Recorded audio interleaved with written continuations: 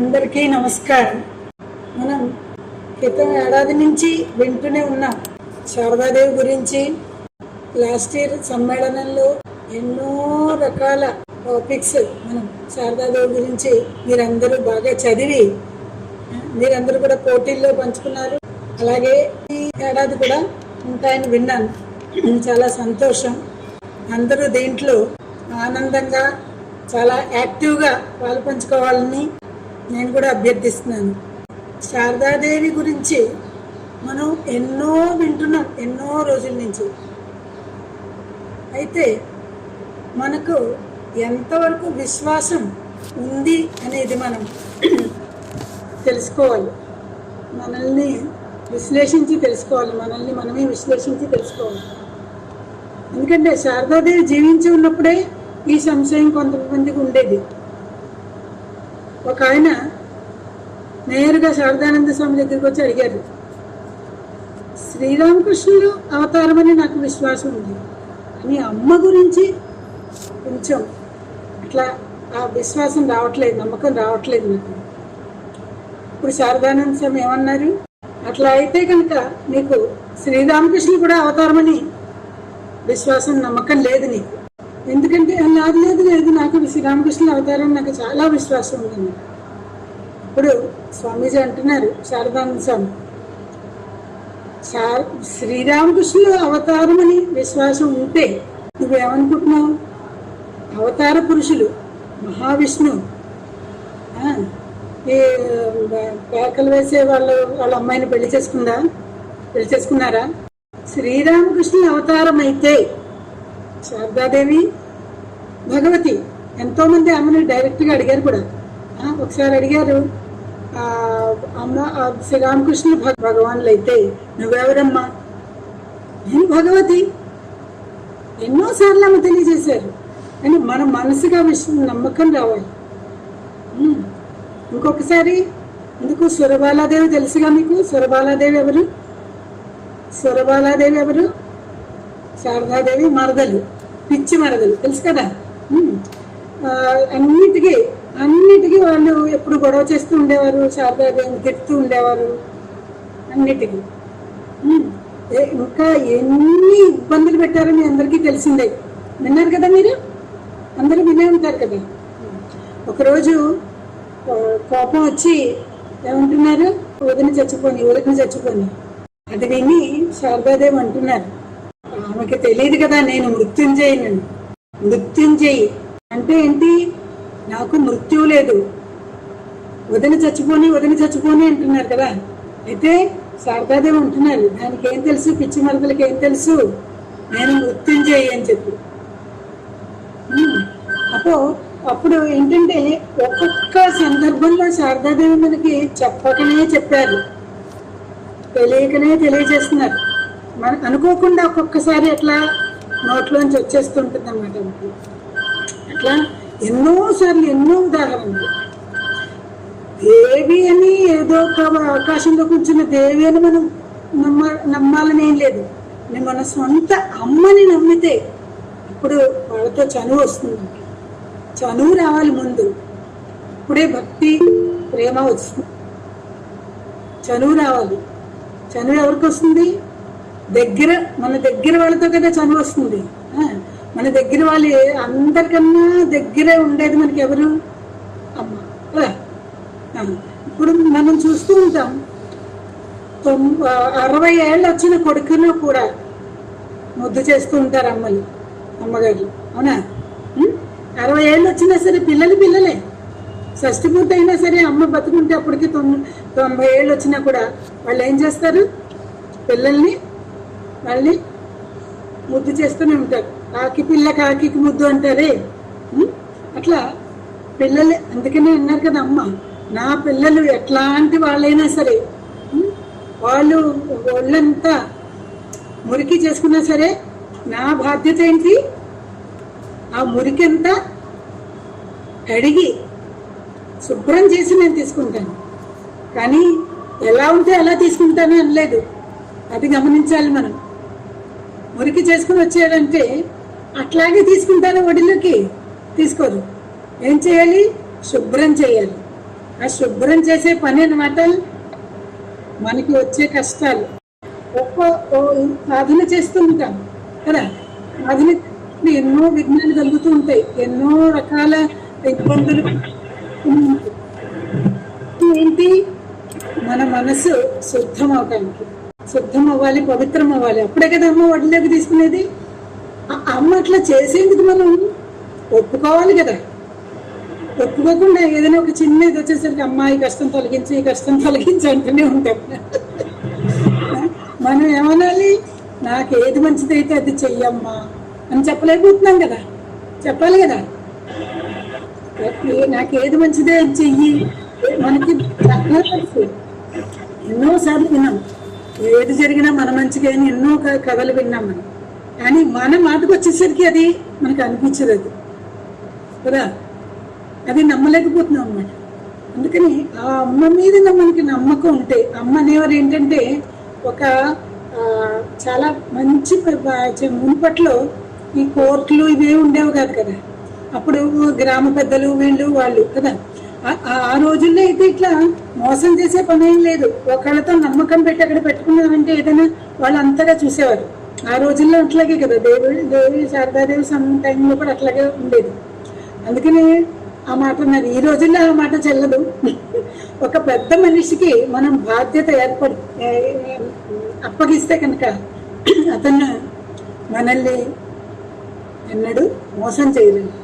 అలాగే మనం శారదాదేవికి మన బాధ్యత అప్పగిస్తే, లేకుంటే గురుదేవునికి శ్రీరామకృష్ణదేవికి మన బాధ్యతని ఇస్తే ఆయన ఎన్నడూ మనల్ని వదిలేదు, నడి రోడ్లో వదిలేదు. మనకి లాస్ట్ వరకు ఆయన తీసుకెళ్తాడు. అది దానికి ఏంటంటే ఒక ఎగ్జాంపుల్ నేను చెప్తాను. త్రిశూర్లో ఒక మాతాజీ ఉండేవారు, మా మాతాజీ, శివప్రాణ మాతాజీ. ఆమె చాలా రోజుల నుంచి, చాలా 2-3 ఏళ్ళ నుంచి చాలా ఇదిగా సిక్గానే ఉన్నారు, రకరకాల వ్యాధులు.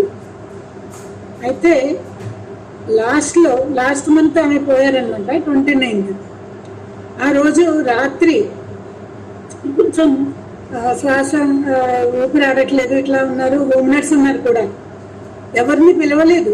వాళ్ళు పిలవమని చెప్పారు కానీ వచ్చే ముందుతానే వాళ్ళు వెళ్ళిపోతారు, వాళ్ళకి తెలుసు వాళ్ళు పోతారని వాళ్ళకి తెలిసింది. ఇప్పుడు ఆమె ఏమంటున్నారంటే ఆ గంగాజలం తీసుకున్నారు, గంగాజలం తీర్థం తీసుకున్నారు. ఇట్లా భగవంతుడి నామం జపించుకుంటూ వెళ్ళారు. ఎవరు దగ్గర లేరు. అయినా కూడా ఆ లాస్ట్ మినిట్ లో మనకి గుర్తు రావాలంటే ఏం చేయాలి మనం? ఎప్పుడు ఆ నిరంతరం అమ్మని మనం గుర్తుంచుకుంటూ ఉంటే లాస్ట్ మినిట్ లో కూడా మనకి అది న్యాచురల్ గా గుర్తొస్తుంది. న్యాచురల్ గా, స్వాభావికంగా. మనం దానికోసం ప్రయత్నం చేయక్కర్లేదు. ఎన్నో ఉదాహరణలు ఉన్నాయి. ఈ శారదాదేవి శిష్యులు రామగోపాల్ పేరు మర్చిపోయింది, బెంగళూరులో ఉండేవారు.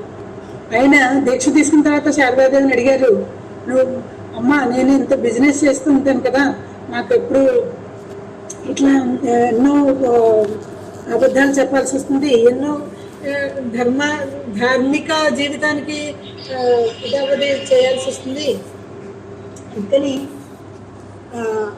నాకు భయంగా ఉంది, ఏం చేయాలమ్మా అని అడిగారు. అప్పుడు అమ్మ అన్నారు, నువ్వు ఎట్లా చేస్తున్నావు అట్లా చేసుకుంటుండు, నీకేం భయం లేదు, నేను ఉన్నాను నీకు కూడా.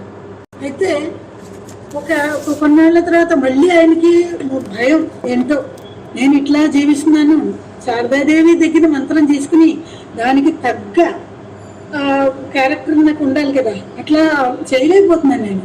అప్పుడు ఏం చేయాలి? మళ్ళీ అడిగితే అదే జవాబు చెప్పారు. మళ్ళీ కలకత్తాకి వెళ్ళి ఉద్బోధనలో వెళ్ళి అడిగారు. నేను చెప్పాను కదా నీకు, అదే చెప్తున్నాను, నువ్వు చేస్తున్నట్లుగానే చేస్తూ ఉండు, అవసాన నిమిషంలో నేను వచ్చి నేను తీసుకెళ్తాను. అంత ఇదిగా చెప్పారు. మళ్ళీ అంటే 4 సార్లు అయిందంట అట్లా క్వశ్చన్ ఆన్సర్, ఇదే జవాబు. ఆయన అవసాన రోజుల్లో ఆయన భార్యతో పాటు తీర్థయాత్రకు వెళ్ళారు. 4 ధామ్ అని చెప్తారు కదా, కేదార్ బద్రీ ఇవన్నీ తిరిగి వెళ్ళొద్దామని ఇద్దరు వెళ్ళారు. వయసైంది ఇద్దరికి. తర్వాత కొన్ని చోట్ల తిరిగి వచ్చేసరికి ఆయనకి కొంచెం ఇదిగా అనిపించింది, ఇంట్లో బాగాలేదు. హరిద్వార్లో కనకాలనే రామకృష్ణ మఠం ఉంది, కనకాలనే స్థలం. అక్కడికి వెళ్ళి అక్కడ ఉండిపోయారు. ఉండి అక్కడ హాస్పిటల్ ఉంది కదా, అందుకోసం అక్కడే ఉండి వాళ్ళతో పాటు అక్కడ పడుకున్నారు. డాక్టర్ వచ్చి చూశారు, అంత అయింది. ఇంకా నేను ఎక్కడికి వెళ్ళలేను, భార్యతో చెప్పారు నేను ఇక్కడే ఉందామనుకో కొంచెం అని, ఇట్లా జపం చేసుకుంటూ పడుకున్నారు. భార్యతో ఉన్నారు, నువ్వు అన్ని బిల్డింగ్ అంతా చూసిరా, నువ్వు ఫస్ట్ టైం కదా వచ్చింది, మొదటిసారి వచ్చావు, అన్ని చోట్ల చూసిరా, ఏవే ఉన్నాయి అక్కడ మఠంలో, చాలా రకాలుగా బిల్డింగ్స్, హాస్పిటల్ ఉంది, లైబ్రరీ ఉంది, ఇవన్నీ చూసిరాను అని చెప్పేసి ఆమెను వెళ్ళమన్నారు. పెద్ద హాల్లో అనమాట, ఇది ఒక డార్మిటరీ అంటారు కదా, వార్డులు ఆయన పడుకున్నారు. ఈమె ఆ పడుకున్న చోటు నుంచి కొంచెం ఆ డోర్ వరకు వెళ్ళారో లేదో శబ్దం వినిపించింది, చప్పుడు వినిపించింది. ఆయన ఏదో అంటున్నారు, అమ్మా వచ్చావా, అమ్మా వచ్చావా అని. హఠాత్తుగా ఇట్లా అనిపేటప్పటికి ఎవరున్నారు అక్కడ, అక్కడ ఎవ్వరు లేదు వార్డులో. ఇప్పుడు ఈయన ఒక్కరే ఉన్నారు అనమాట. ఇట్లా చేతులు పెట్టారంటే, చేతులు ఇట్లా ఉన్నాయండి. అమ్మ చేతులు పట్టుకొని తీసుకెళ్ళింది. పోయారు ఆయన అప్పుడే రామకృష్ణ మఠానికి వచ్చి అక్కడ అమ్మ వాక్ ఇది ఇచ్చారు కదా, ఏం చెప్పారు, నేను లాస్ట్ మినిట్లో వచ్చి నిన్ను తీసుకెళ్తాను. అట్లా ఆయన అమ్మ దగ్గరికే వెళ్ళగలిగారు. ఎందుకోసం అట్లా జరిగింది? ఎప్పుడు నిరంతరం అమ్మని ఆశ్రయించి అమ్మ జపం చేసుకుంటూ ఉండడం వల్ల. ఆ నమ్మకం మనకు ఉంటేనే, అమ్మ చెప్పింది ఇప్పుడు, ఆయనకి మాత్రం కాదు చెప్పింది, ఇది అందరి కోసం అన్నమాట. అమ్మ ఏం చెప్పినా అందరి కోసం. అమ్మ ఏం చెప్పినా, ఎవరికి చెప్పినా మనం అనుకుంటా ఆ అబ్బాయికి చెప్పారు కదా, అమ్మాయికి చెప్పింది కదా, మనకి అదైనా అప్లై కాదు. మనకు ఈ అవతార పురుషులు ఏం చేసినా లోక కళ్యాణం కోసం, లోక శిక్షణ కోసం. శ్రీరామకృష్ణ దేవుని అయినా సరే, శారదాదేవి అయినా సరే, వాళ్ళు ఆచరించినవన్నీ లోక శిక్షణ కోసం. వాళ్ళు చెప్పినవన్నీ, వాళ్ళ మాటలన్నీ. అందుకే కదా మనం శ్రీరామకృష్ణ కథామృతం, శారదాదేవి వచనాలు ఇవన్నీ చదివేందుకు. మనకి దాంట్లో ఏదైనా ఒకటి మనకి అప్లై కాకుండా ఉండదు కదా. ఏదైనా ఒకటి, అన్నీ మనకి అప్లై కావాలని లేదు. శ్రీరామకృష్ణులు చెప్పేవారు, నేను చెప్పాను మీకు కావాల్సింది మీరు తీసుకోండి దాంట్లో. కానీ ఎప్పుడు మనకి సంశయం అన్నా, శ్రీరామకృష్ణ కథామృతం తెచ్చినా సరే, శారదాదేవి ఉపదేశాలు పుస్తకం తెరిచినా సరే, మనకు కావాల్సిన దాంట్లో కనిపిస్తూ ఉంది. ఏది ఒక్క ప్రాబ్లం లేదు ఈ లోకంలో శారదాదేవి శ్రీరామకృష్ణులు స్వామిజీ అని ఎట్లా సాల్వ్ చేయాలి అని, ఆ సమస్యకి సమాధానం చెప్పలేరు అని ఒక్క సమస్య ఈ లోకంలో లేదు. అని మనం పట్టుకోవాలి. మనకి తెలుసు కదా, పూర్ణచంద్ర విన్నాం కదా, తెలుసా పూర్ణచంద్రులు? ఆయన గృహస్థ శిష్యులు. ఆయన ఏమనుకున్నారు, ఆత్మహత్య చేద్దామనుకుని అవసానంగా ఆఖరిగా ఒకసారి శ్రీరామకృష్ణ కథామృతం చదువుదాం అనుకున్నారు. దాంట్లో ఏం రాసింది, శ్రీరామకృష్ణదేవులు పూర్ణుల గురించి చింతిస్తున్నారు, చింతగా ఉంది ఆయనకి, ఆయన వర్రీ చేస్తున్నారు. ఎట్లా అవుతాడో, అతనైతే ఇంట్లో వాళ్ళెవరు అతను ఇక్కడికి రావడానికి ఒప్పుకోరు, ఇట్లా చాలా విన్నారు కదా, అందుకే రావట్లేదు పాపం అని. అప్పుడు ఆ మాట విని శ్రీరామకృష్ణుడు నా గురించి చింతిస్తున్నారు అంటే, ఆలోచిస్తున్నారు అంటే ఇంకేం కావాలి? దానికన్నా ఇంకేం కావాలి? మనం కావాలన్నా లేకుండా ఆయన ఆలోచిస్తూనే ఉన్నాయి కదా. దాంతో అది అయిపోయింది. అలాగే మనకి ఎప్పుడు ఏది సమస్య వచ్చినా కూడా మనం ఆ టైంలో దానికి బేబేలు పడకుండా ఏం చేయాలి, అమ్మని ఆశ్రయించి అమ్మని ప్రార్థిస్తే మన సమస్యలు తీరకుండా ఉండవు. అందుకని శారదాదేవిని దేవిగానో ఎన్నెన్నో చెప్తున్నారు. ఏంటి శారదాదేవి ఏమంటారు, కాళీ స్తోత్రం అని ఒకటి ఉంది, దాంట్లో చెప్తున్నారు ఏంటంటే, త్వంపరా ప్రకృతి సాక్షాత్ బ్రహ్మణ పరమాత్మని అని చెప్పారు. ప్రకృతి కాళి, సాక్షాత్ కాళి అని చెప్పారు. ఇంకేం చెప్పారు, తమాద్య సర్వ విద్యాన, అన్ని విద్యలకు ఆది అమ్మే, అస్మాకమపి జన్మకు, ఇది బ్రహ్మ విష్ణు మహేశ్వరులు బ్రహ్మ చేసిన స్థుతి అనమాట ఇది. బ్రహ్మ అంటున్నారేంటి, మన జన్మకి కారణభూతమైనది ఆ కాళీదేవి ఆదిశక్తి. అప్పుడు శారదాదేవి కూడా అంతే. ఇది చెప్పినప్పుడు శివుడు పార్వతీదేవికి చెప్పినది అనమాట. ఇట్లా వాళ్ళు ప్రార్థించే శివుడు బ్రహ్మ విష్ణు మహేశ్వరుల జన్మని చెప్పకూడదు, అన్ని వాళ్ళ ఆవిర్భావం, జన్మని చెప్పకూడదు. జన్మకు అని చెప్పినా కూడా బ్రహ్మ విష్ణు మహేశ్వరులు ఏమంటారు, స్వయంభూ అనమాట. వాళ్ళు జన్మించిన, వాళ్ళకి జన్మ లేదు, మనము లేదు, కానీ వాళ్ళు ఆవిర్భావం. ఆ ఆవిర్భావం ఉండటానికి కారణం ఆద్యాశక్తి. అట్లా చెప్పినప్పుడు శివుడు పార్వతి ఇట్లా చెప్పినప్పుడు ఆశ్చర్యపోతుందండి పార్వతి.